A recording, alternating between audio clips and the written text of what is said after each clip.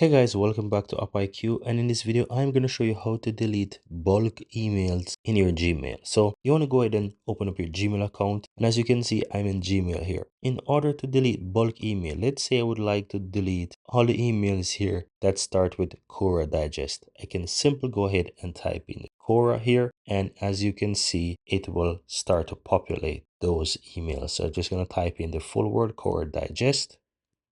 And here you will see that all emails with Quora Digest will be there. So I'm just going to hit search.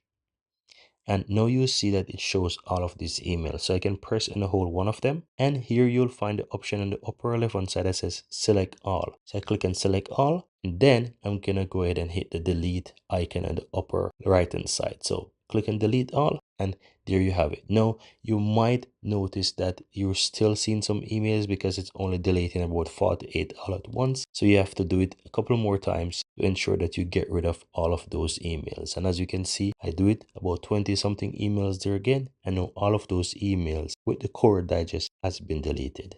And that's it.